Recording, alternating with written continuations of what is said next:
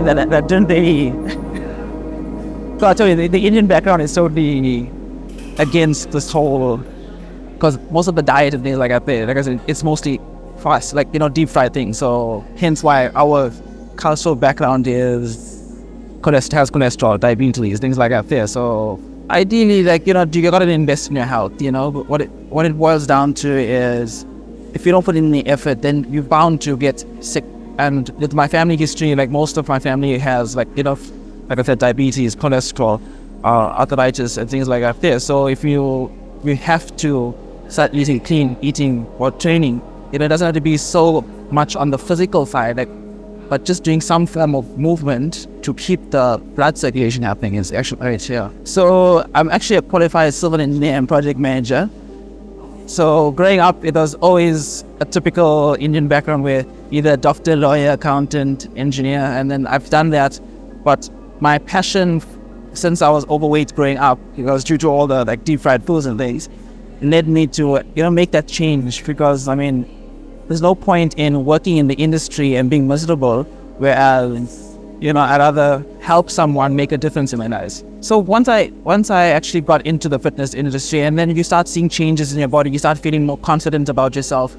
You automatically get more motivated to take yourself to the next level when it comes to these competitive careers. So I've actually only done my first show when I turned 30. I said, instead of buying something materialistic, let me invest in my health and pursue this bodybuilding career.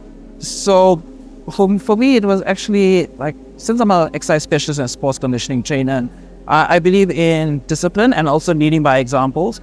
So that means basically, I can't put my clients through something if I haven't experienced it for myself. I got to understand what people go through mentally and also physically. When it comes to being a specialist, we also work with like hormones and things like that. You got to make sure that everything is well regulated and guided. So when I went into this competition, I turned 30, so it was my 30th birthday present to myself. And I just got bitten by the bug. Like I didn't expect to win. I said, I'm going in, it's me versus me. It's about improving my life. I won the men's fitness model category, I won the men's physique, and I took the overall title for my first show. Last year, I won the Mr. Universe show in Italy. I represented South Africa across. And, I was supposed to take a break, so I said, let me go to the off-season and focus more on building. But then I got news that South Africa is actually hosting the Mr. and Miss Universe show, first time ever. So I'm like, it's right at my doorstep. There's not much costs involved in comparison to, like, you're working with euros. So I said, why not? Let's give it a shot. The prep 6 months, I would say, I actually only started like my whole cutting phase, say 10 weeks out. But prior to that, you're in your bulking phase where you got to try and pack on as much muscle mass as possible. Your training is not as intense in the sense of you're not training frequency, you're physically training once a day, maybe 5 times a week, 4 times a week, depending on how, what your diet is looking like.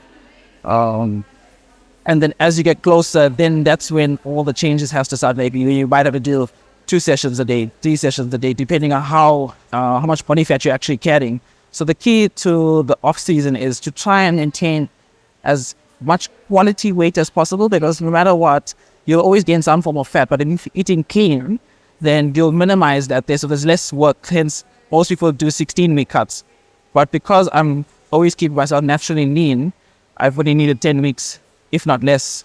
So when it comes to the costs involved, no one sees what happens behind the scenes. Like, they just see that before and after photo. So the food itself, you're spending on average about, say, I'm a small guy, so I'm spending about maybe 4,000, 4,500 on food just on myself. And then you got your other essentials that you gotta, see to as well. So, it was quite difficult in the sense of trying to get sponsors, considering that, unfortunately, the sports and agriculture department doesn't see this as a sport in the sense of like rugby, cricket, and soccer. So, thinking that I won the KZNs, I won essays, I went to Italy and I represented the country, and I won the Mr. Universe title there. Thinking that people will actually see this guy got potential, so why not invest? But unfortunately, the difficult part was actually trying to get sponsors.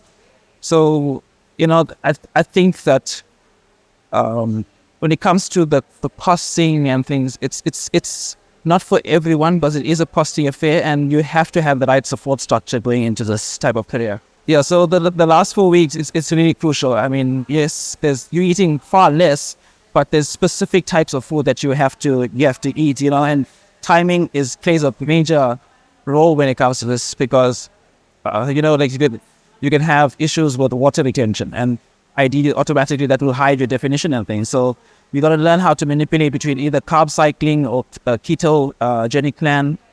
And in the last week, which is our peak week, then you sodium loading, water loading. Some people do a water cut, some people do a water load. It works differently for all the different athletes. At the moment, my general go-to, because I'm training 3 times a day, so I do my morning cardio fasted. All I do is have my probiotic, prebiotic, and my black coffee in the morning. I'll end up doing about 45 minutes to an hour. Then I try and get in like another 2 or 3 meals before I do my weighted session, just so I have more fuel. But of course, before warming up, it's more like your dynamic stretches. So resistant bands, trying to introduce, depending what muscle we're targeting, maybe some body weight exercises just to prevent injury overall, yeah. And the cool down is more like, so your static stretches, so, to help to loosen out your hips, because as you're packing on more muscle, you end up losing mobility, and that's something that you don't want, because when it comes to being on stage, you have to be a bit mobile and flexible in the sense of like, you have like a 1 minute close down. So if you're like too robotic, everything is not gonna flow and be in sync. So it's like, that's your stage, that's your moment to shine, and you gotta have everything just naturally and gradually sink into each movement. So everyone's body is different, there's so many different types of diets. So you get keto, like a ketosis, which is basically high fats, moderate protein, bare minimal carbs, which you're pretty much getting from your vegetables and things. Then you get your carb cycling, where you have like your low carb days and your high carb days, so your body has the natural refeed. Then you get your intermittent fasting, where people do 16 hours fast, and then they got an 8-hour window, so they have to try and get their macros in. So it all depends on your lifestyle. That's what it boils down to. Like personally, like I do, my last meal for the night is about, say, 9 o'clock, 9:30. And then my first meal is at about, say, 7:30. So if you look at it, it's technically slightly on an intermittent fast, because I do my fasted cardio in the morning. But like everyone's different. Some people prefer to actually have a meal before and going and doing their cardio, because there's so many different like mythologies behind, okay, if you have protein before you do your cardio, this is what's going to happen. If you don't, this is what's going to happen. But I think each for their own when it comes to that perspective. Unfortunately, it all depends on how much work you put in the off season. That determines how much work you got to put in when you're going into the show. I would say from 10 weeks to about 10 weeks out, I'll have possibly 1 or 2 cheat meals a week, one on a Wednesday, one on a Sunday. But the cheat meals is more like something that I can actually utilize rather than on the sugary side, where you're just gonna get that quick fix and then boom, you get that drop. I generally go for like sushi, so I'll have like maybe 40-50 pieces of sushi in one helping.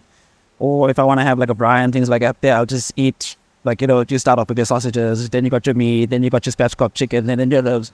So that's what's my general go-to, something that's not on my current eating regime. My mindset has always been, it's you versus you. So each time I enter a show, it's about improving yourself. And, going into it today, I've never been intimidated by the bigger guy, considering the fact let's just say I've been on a winning streak. I never had a loss to my knee. So I've beaten guys that were 15 kilos heavier than me, 20 kilos, 30 kilos heavier than me. So in my sense, like I believe that the condition actually needs size. And then of course the criteria that you got to match on stage. So they look at your posing, from your dress code, your tan, how you actually carry yourself. So going to Italy, it was like, I really, I did the best I could possibly do. And whatever happens there, I got that 3 to 5 minutes on stage. I'm just going there to have a blast. So I've always followed like the Olympia and things like that there. So my go-to has always been Chris Bumstead. In fact, the Olympia is happening actually this weekend as we speak. So, it's just that art behind it, that posing, the symmetry, that, that confidence. Growing up, like I said, I was overweight, so automatically you don't have that. I had low self-esteem, and by actually improving myself, that's what motivated me to, let me just try this out. And then you see these role models growing up. I mean, we used to read like what was it, Men's Health magazine, and you see it. It's like, can I actually get there? Can I possibly be there? And then, boom! Before you know it, dreams do come true. I was on the radio. I was in multiple newspaper articles. I was in a few fitness magazines as well. So, my goal and intention actually is to inspire the youth, and not just the youth, but all forms, like, whether the elderly and things like that, because we have athletes that are 70 years old, 80 years old, still competing, and you gotta have respect for people like that there. Now, us, the youngsters, we always, like, unfortunately, like, full of excuses when it comes to, oh no, I got no time, or we're too worried about the materialistic items, or we just, like, until the doctor tells you, you got a few days left to live, unless you change your whole cycle around. By that time, you're like, YOLO, whatever happens. So I actually got also inspired by one of our athletes. His name is, he's IBFF Pro Max, is in a wheelchair. And I thought to myself, here I am. I have all my limbs, I have full function. What's my excuse? When I saw that man there, the dedication, the sacrifices that he has to make, it's far more difficult, for people like that there. And then I was like, that's what actually took me to, like, said, let me take that leap of faith and see what happens from there. Okay, so when I did my first show, our world president, Arnie Williams, he basically saw me on stage. He saw the confidence I had, and because I did two different categories, he actually told me, what? So the first lineup I did was the men's physique, which is basically with ward shorts. I come with my legs, because it's also a stereotype thing where, Indians don't train legs. So it's always upper body. So when I put on that black hot pants and he saw my legs, and for me personally, growing up, family will always pick on your legs, and they'll be like, oh, you got this, let's see your legs. For a white man to come and tell me you have beautiful legs, that just boosted me to the next level. And he's like, this category is for you, and I definitely see you winning at a world stage. And I listened, I followed, I pursued it, and hence I won the Mr. Universe title in Italy last year. When it comes to the bodybuilding industry, I say that, baby steps. Take baby steps. Don't rush into anything. First things first, look at a holistic approach. If you're sleeping 4 hours, try and get 6 to 8 hours. That plays a big vital role when it comes to, like, your hormone and body regulating. If you're eating unhealthy, make smaller changes, because if you're going to go, like, all in, sometimes life happens and then boom, you crash. You need your body to slowly adapt to these changes overall. You need to possibly also get someone who is passionate to guide you, so like a coach and things. Someone who has experience, not just, look at me, I got abs, so that he must know what he's doing. You got to see his portfolio, his background, and make sure that it is, like, genuine, because you have a lot of guys out there, and like I said, skinny guys who have abs, but they haven't stepped on stage. They don't understand what it means to actually put your body through this type of, I would say, endure this type of torture. It is quite nerve-wracking, because there's a few things that you got to consider. Like, as you get closer, social life dies down a bit, family life, has to take a little bit on the back seat. You're restricted in the sense that you're, you got to eat one specific meal throughout the entire day, things like that there. So it's a lot of strain mentally. Physically, I think when you're in the gym, you walk in there with a foul mood. Once you're actually in there and you actually see that body transforming, then, also it helps to release endorphins, which is the happy hormone. So you feel good. And I always tell my clients personally, what, this is our AA. This is our rehab. We all got issues. Come and blow off your steam over here. So I tell people, honestly speaking, when it comes to bodybuilding, just slow, steady, and you'll know when the time is right. The thing is, when people, like I said, people just see the before and after photo. So they don't see the effort. And the minute you see someone that is like super shredded, they're like, boom, steroids. But, you can take all the steroids we want. But if you don't put the effort in when it comes to your sleeping, your diet, your training, you're not going to get the results you want. Yes, the steroids and things like that, they could be, it definitely an aid, you know. I would say that if you're going to go compete internationally and things like that, you have to keep up with the standard, the norm. Otherwise, you're not going to really place anywhere. Unfortunately, like also like with me, I try and look, I do a lifestyle type of approach for my people. So I show them like, you know, a balance of everything. So it's sometimes you get the guys who are a little bit funny and they be like, oh, no, he's skinny. But meanwhile, no, it's not skinny. It's like 2% body fat sitting at about, say, 68, 69 kilos of muscle. But this is what you got to do to get to that stage level in my type of division. So my current goal, I'm currently at an amateur. So I look to hopefully become a pro in my division. Hopefully the lineup does become a pro next year. Then, you know, with that being said, at least I might be the first pro for my division in South Africa. So I'm actually chasing that. Vision-wise, I also want to have my own like wellness center, health center. When I say wellness, it's not just a gym. It's looking at, like I said, the holistic side from a physio to a doctor to a chiro. Over time, like I've been in the industry for over 10 years now, so I've built a good network of people who are genuine and actually want to aid and help people, you know, better themselves. So, God willing, I'm giving myself about, say, the next 3 to 4 years to actually have that established. So that's like, for example, you get your in-body shot, which basically scans like your entire body. From there, it will tell you, okay, your left side to your right side, what's the differences, deviations. It's good. Also gives you a full analysis of your body fat percentage, your bone density, your muscle mass ratio. And of course, the more muscle you have in your body, the faster your metabolism. So you got to apply that with your current regime. I mean, you got your smartwatches, for example, that track how many calories you burn depending on what you're doing. All that you got to take into consideration when it comes to training, because there's so much of a good thing is bad. And the same thing I tell people is, you'd rather do a solid 40 to 45 minutes workout than going and being in the gym for 3 hours straight and you're getting into a catabolic phase and you're actually doing more harm than it would to your body. Ideally, that is, they say, okay, you're training, that's when you're building muscle. That's all. When you eat, yes, the macronutrients are utilized to build, repair damaged tissue and things. But you're maximizing on proper recovery when you're in that sleep mode. That's when all your hormones, everything that you ate throughout the day is actually being fully functional and optimized to maximize on your gains in the return. So I would say even your hormones, because remember, you're putting stress on your body, and what happens, cortisol, all that there. You're dealing with your general day-to-day, like you're working, issues, all that plays a major role when it comes to hormones. So if you don't get that quality sleep, I would say about 6 hours, 8 hours for me is pushing it. Personally, I get about, say, 4.5 hours, but I try and get that power nap around midday in between clients, seeing clients and things.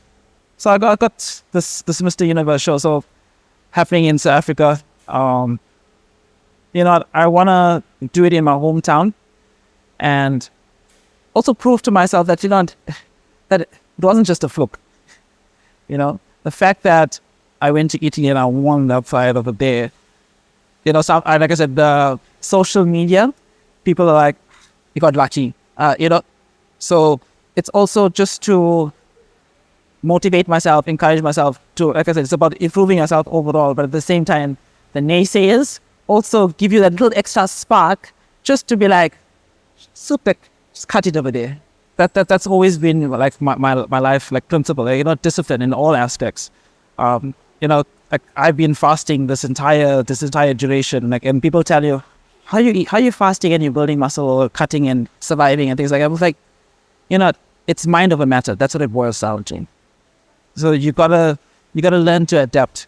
Unfortunately, with from my background and things, like there's a lot of prayers and religious beliefs and things we gotta do and follow, and that's also a discipline. It's like how you have to eat breakfast every single day or lunch every single day. It's also a discipline. If you miss it, you miss it. You gotta sleep for 6 to 8 hours. That's also a discipline. So family, if you have family life, you also gotta allocate time for that day. Your social life with friends, you gotta have a fine balance between every day. And I believe that with me personally, the fasting has given me that center of gravity, in the sense of my mind is at peace. I have a sense of direction. I know what I'm working towards. And that's also kept me, I would say, mentally stable, because you do have your moments where you just don't feel like, it's like you wake up one morning and you're like, why? Why am I putting myself through this? Why am I doing this? But then, of course, your support structure is like, for example, my wife, my family, my clients. They see such great potential in me, and then that's what just keeps me going. And I mean, I want to inspire everyone. Like I said, I'm not the biggest guy, but I want to teach our youngsters, especially our youngsters, because they think you've got to be big in order to compete, but you don't need to be big in order to compete. You just got to work with what you have, get to that point and grow from there, because you're getting judged by international judges, local judges, and you want that positive criticism to better yourself. That's what it is all about. It's about improving your physique and your lifestyle each and every time you step onto the stage. It's not about, okay, go on social media, I think this guy here is competing in my lineup. He's got his own genetic potential, you've got your own genetic potential. Everything within your means, he might be rich, well off, wealthy, has access to everything. You might not. Just work with what you have and see how things play out. I just want to create that awareness. That's what it boils down to. Awareness for a healthy lifestyle.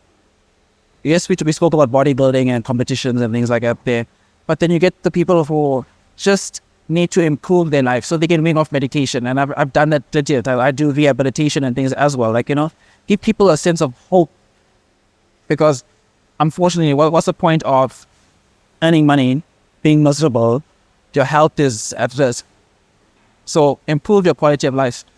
That's always been my fate to create, my motto, my goal, my intention behind being out there to give people hope.